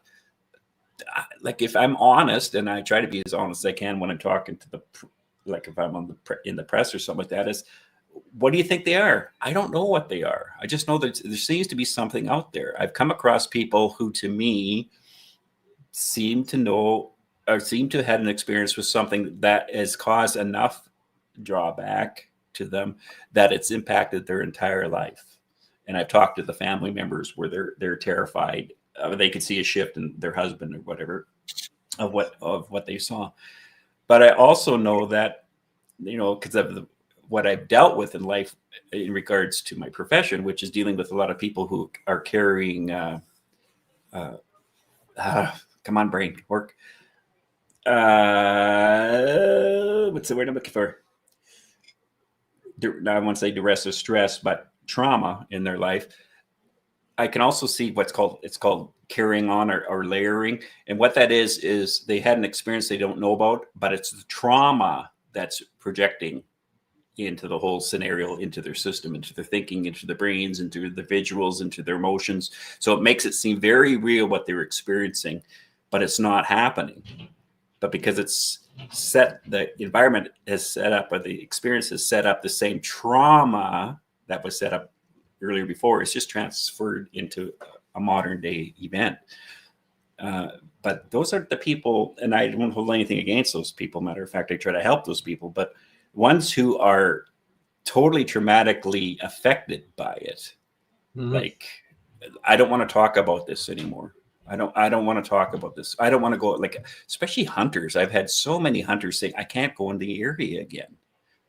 You know, and I've been hunting it for 15 to 25 years. I can you go in there with me? Hunters, they got guns. You want me to go in there with you because you're afraid of something that you've only saw once? And that one time, it's enough to paralyze absolutely that you never would go back. And especially if it's been a area where your family's been there for 50 years. Like, I just like an explanation to what I possibly saw in 2004. Finally, you know, it was too far away to identify, but I saw something or someone. He was almost a mile away. Stick to the facts, never deviate facts. The facts are he was about a mile away. Facts are he appeared to be walking upright. Facts are he was jet black in color. Facts are he crossed half that cut line in about 5 seconds and was gone. But the facts are he was so far away I couldn't see detail. Was that a strange, weird, really big man way up there, or did I actually see a Sasquatch? Right. I don't know. I question my own view. Well, I think that's a key. That's a key part right there, Thomas. Is you question your own. Most people that are BSing don't question their own. They question. I know memory plays strange tricks. Memory plays strange tricks. The way I remember this thing, it was. I think if I went to where me and John Miles saw this thing and put a 7-foot man up where this was, I'd barely see him at all. So this thing was big even for a Sasquatch. But am I remembering it right? I mean, we've all done it. You've gone back to a piece of property you haven't seen in 20 years since you were a kid, and you can't believe how small everything is. Or the opposite, how much, God, that rock was much smaller than that when I was a kid. It was huge. Yeah. You know, we've all done it. You know, memory plays strange tricks. Am I remembering it correctly? It was only like 5 seconds. I barely had time to bring my own Land Rover to stop and jump out of the door with the camera, let alone try to get a picture of it. All I did was John said, "Do you see that?" And I said, "Yes, I did." Yeah. Yeah, and I think that's the thing is it's so flagging. Yeah, if that was a Sasquatch, I have seen one. If it was not a Sasquatch, I don't know what the hell I was looking at that day. Yeah. Right. I think there's always going to be, because we're looking for those answers, we're always going to say stuff like they migrate seasonally. That's why they're not here right now, or they build stick structures to communicate to us, or, they whistle and that's how they're letting us know they're out there. And because, they want to make these things that happen, some of these things that happen out in the woods all the time, all the noises and sounds and pings and crashes and cracklings, that it's something doing that, not just nature. And because, it makes more sense to a lot of people to do that. But well, the best excuse for that is it's exclusive, its ability to hide, and it's what's the word I'm looking for? By nature. And the fact in British Columbia, the best thing about British Columbia is there's nobody here. 90% of the population is within 80 miles of the U.S. border. So there's vast areas. They say there are spots in BC where no one has ever stood before. Well, that is undoubtedly true, but I think a more accurate description would be you're standing on that particular mountain ridge or that particular part of the lakeshore. You may either be the first person seen there in 15 years, and there may not be another person there for another 10. Wow. That's how remote it is. Yeah. Its elusiveness by nature is, if the Sasquatch exists, is its greatest advantage. Sightings happen when they come near people, not the other way around. Right. Yeah. Yeah. Is it pure speculation to a lot of this? The telepathy, the mind speak, the cloaking, portal travel. It's just that is unadulterated bullshit as far as I'm concerned. Thomas, this is a family show. Oh, sorry. Yeah, I'm glad you're here. Take some of the heat off of me. No, I think if you have a belief system and you're onto something and you're not getting more to the belief system that's factual, then you go into the speculation. And then the speculation is like Thomas said with what's his name there. There's a tree that snapped. Yeah, you think that could be done by Sasquatch? Other people are around listening to the conversation, and because of what the person's involved with, oh yeah, that's what happened. And that speculation is what can kill you. There's nothing wrong with speculation as long as it's healthy and objective. It's a problem when speculation has to do with you're trying to prove something that you don't know is truly there, and that's it gets the painted bike analogy, which it's a mind trick that happens on there. You're more focused on the idea than you are about the topic, and so the topic is no longer have relevance. Start describing speculation as though it's established fact. Yeah, totally. Yeah, totally. Well, it definitely, in my opinion, harms credibility. Well, and I think that's one reason why. Again, if we could just stop posting videos and talking about Bigfoot, and we find, and all of us, 50,000 of us, supposedly, whoever has their bloody channel, finds one really good thing. One, like for instance, one really good DNA thing, one very clear Sasquatch footprints in the snow. And then take that and then build on that. But you can't, because there's all this unnecessary chatter of all this other garbage.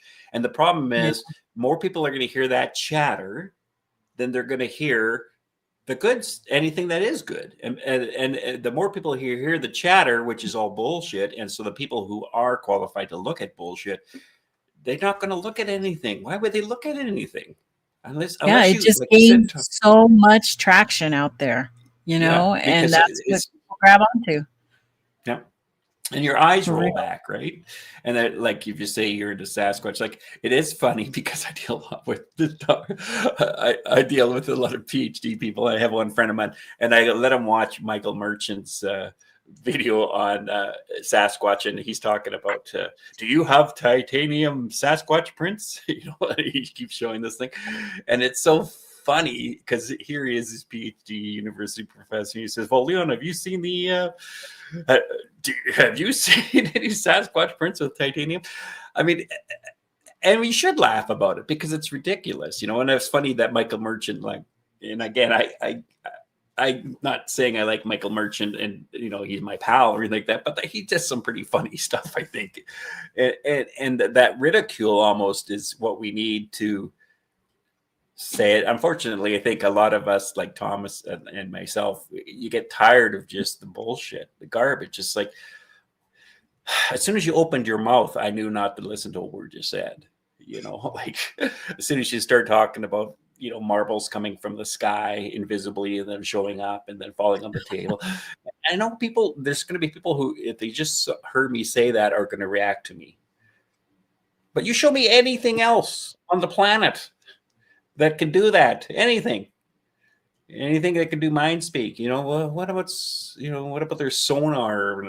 There's, what is it, the ultrasound, you know, their ultrasound, maybe like a tiger, you know, like whatever, but yeah, it's grabbing. Okay, so if I was to say on a scale of 1 to 10, how woo do you think the community is? 80%.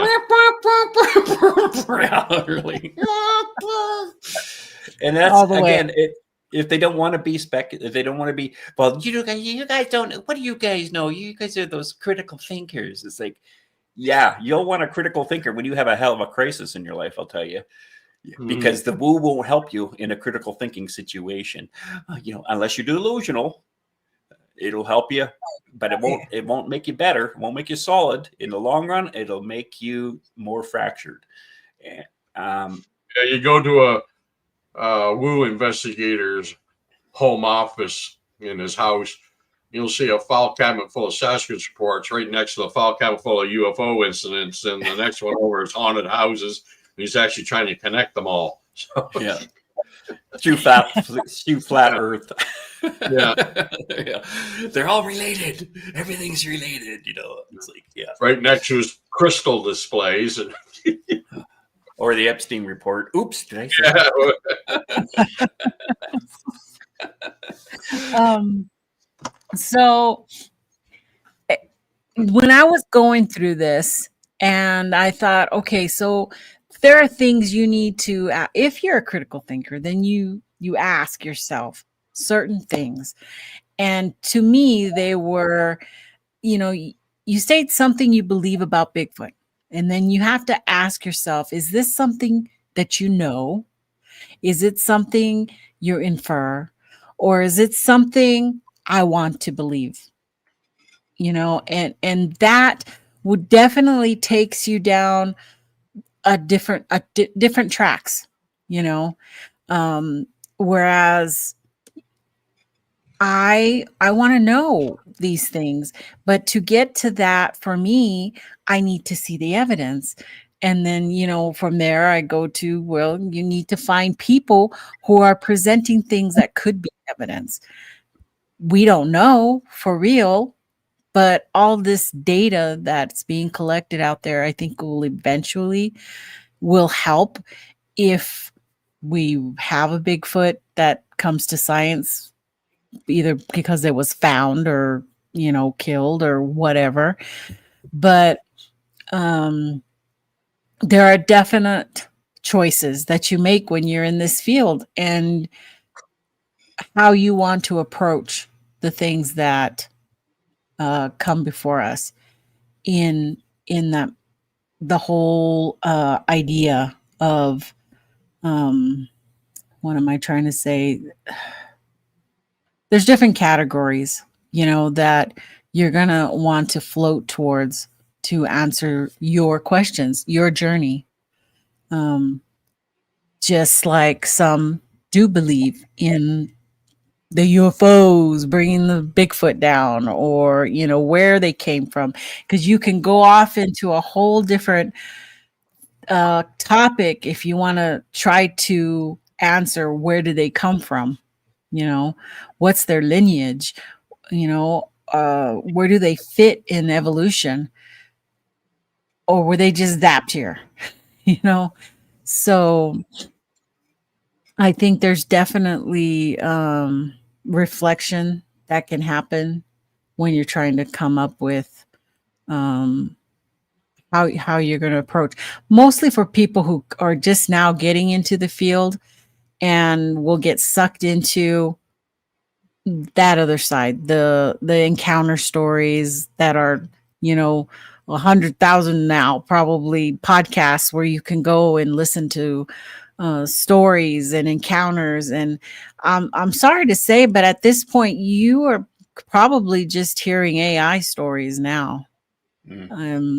It's becoming very, very prevalent, and now you can just type in prompts and a whole story over and over. New stories will just pop out, and that's what are being done, including, you know, videos.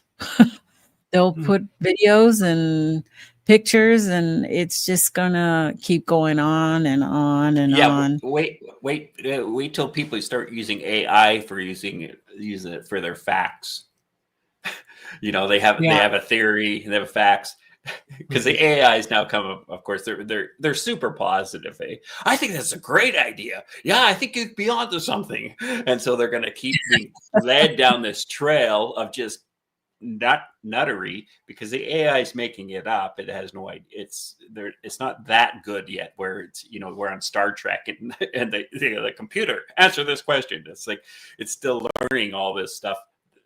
But yeah, it's like they're already talking. I think within 2 years, the internet's going to die because you can't trust what you're looking for.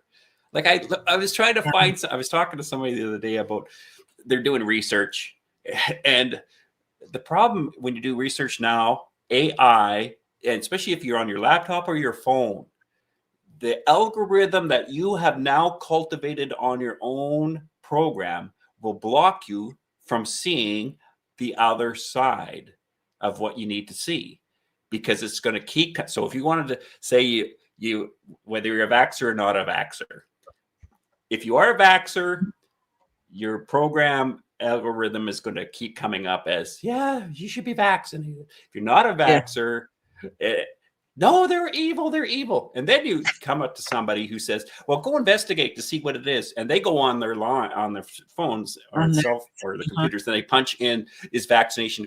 Because they have been online and that algorithm's already been programmed to go to the negative site, it's going to give you every conservative or whatever opposite side is, but in a low quality factual evidence, if you follow what I'm saying.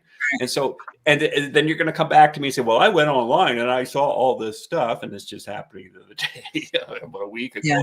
And I just thought, I there's no use saying anything to the person, because they're sure, well, I checked it online. Yeah, but your algorithm is all about that bias, because that's what it does. It carries the bias like you would, right? And that's, I don't know, man. It's going to be complicated as time goes on. It is. It's getting smart. I say smarter.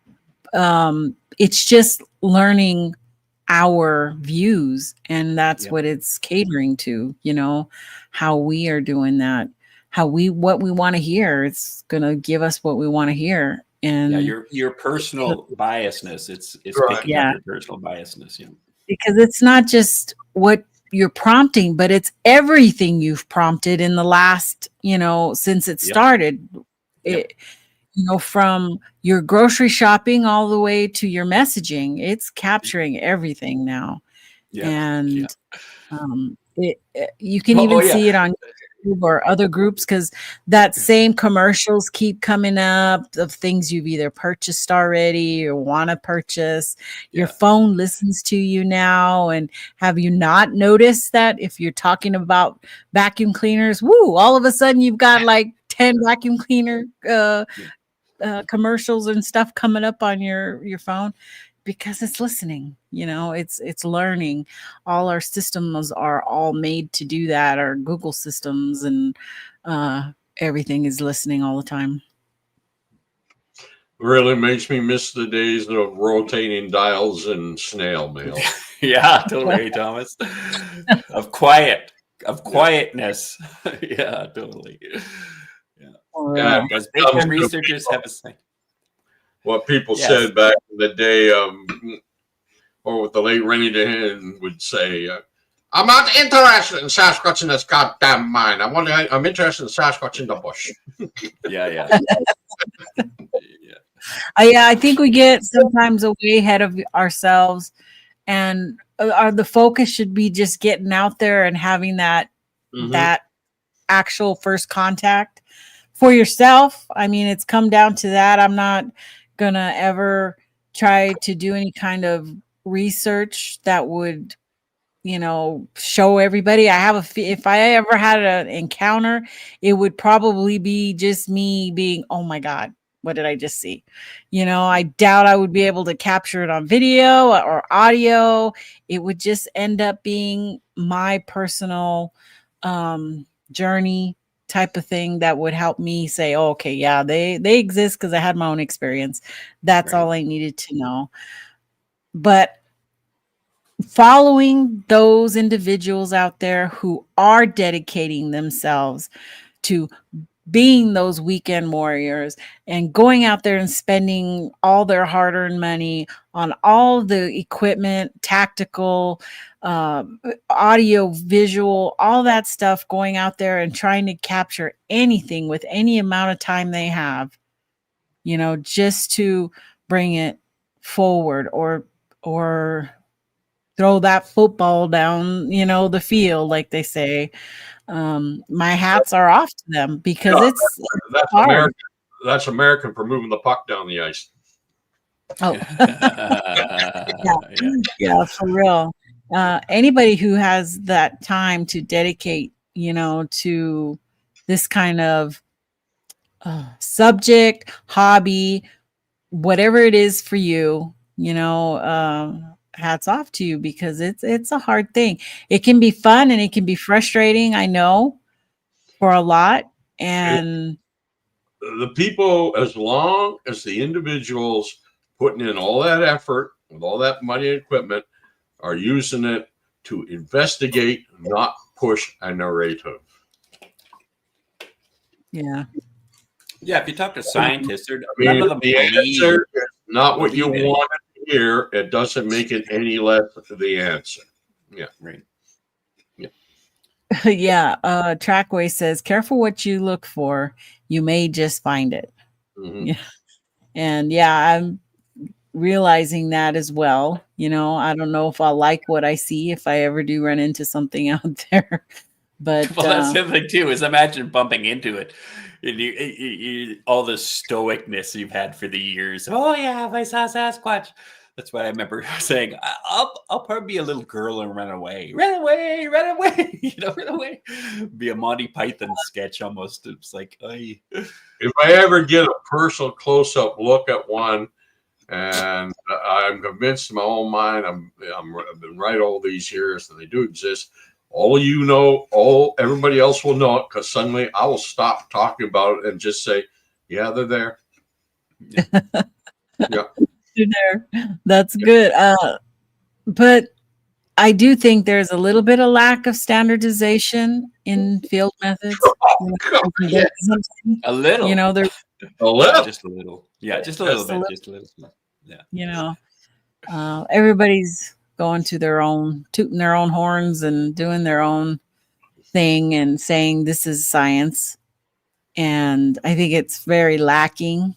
There are a lot out there who are doing their due diligence with collecting data and recording it, and that's great, but the other groups that are claiming to be researchers, they're just out there trying to get an experience like the rest of us. There are a lot of people who just feel some void in their life, and they just like pretending to be Mulder and Scully. Yeah, well, we're a big community of high egos, that are always battling, and it's never ending. It's a never ending thing in the community. Yeah, but People, Nick, it was always that way, even in the early years. yeah, I mean, so it doesn't one change. of It's the a great little unusual in the language, but it's the great impossible task that I could never pull it up would be getting to Hinden, Green, and Krantz in the same damn room. It just would never happen.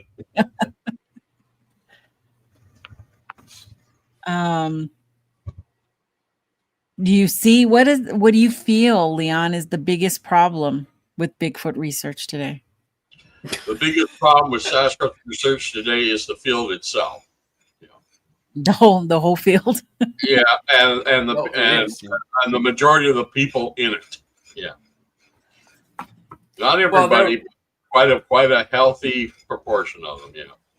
Yeah. The problem is the system now has become a culture, and that culture, unfortunately, is not helping the system in regards to finding what the topic is. Yeah, you can get that in religious experiences a lot of times too, where if you have a spiritual belief about something, people will pussyfoot around the actual spiritual side to go into the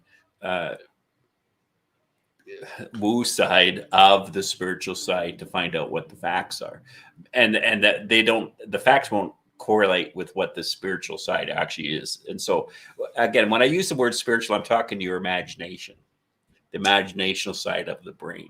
And whether it be looking for ghosts or orbs that are, some people believe that orbs are your souls, and Yeah. we were talking to somebody the other day about that, not about their experience or whatever, but about how, and I mentioned to them about, well, there's this book up on orbs by these PhD. And that's the thing that sucks for me is I try to get people PhD level educated people, but you get PhD people that are just guru mentality, mushy, woo woo, and they don't tell you that, they have a PhD. They're dentists.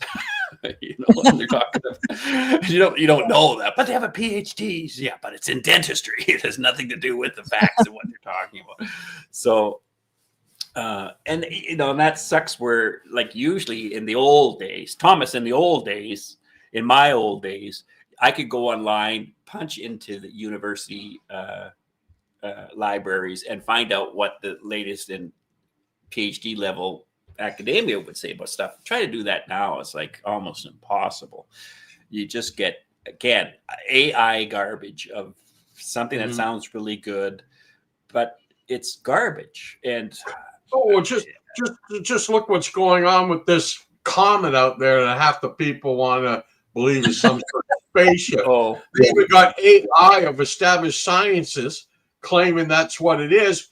And the scientists out there going crazy, wanting to sue them because it's not them. It's all fake. Yeah. Nobody knows it,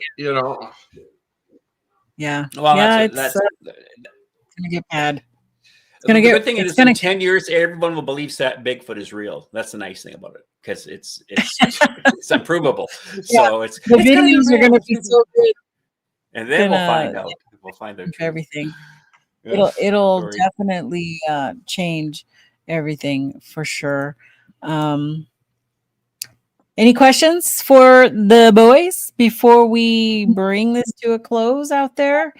So if you have your question, now's the time. Put it in all caps, and we will see. What does Cryptid say? He says PhD means you can write a paper, but it says nothing about what they believe under the hood. That's right. Good one, Steve. Rennie used to say best, PhD means you've been trained in something.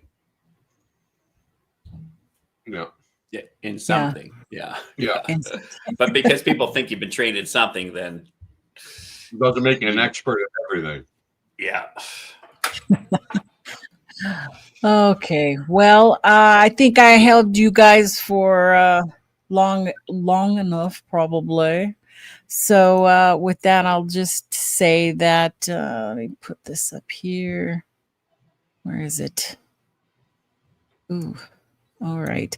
So tonight we learned something important, that it's not wrong to believe, guess, imagine, or speculate. Those are human instincts. But in search of Sasquatch, the strength of our research is only as good as our honesty and what we actually know. If we want better evidence, we need better standards. If we want the truth, we have to separate facts from feelings. And if Bigfoot is out there, and many of us believe he is, we can set our egos aside.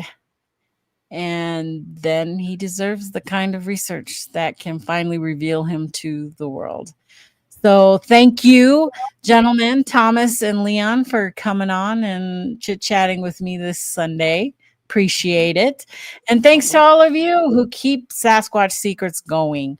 I'm Nikki Colón, and remember, stay curious, stay skeptical, and stay in the woods. See you all in the next chat.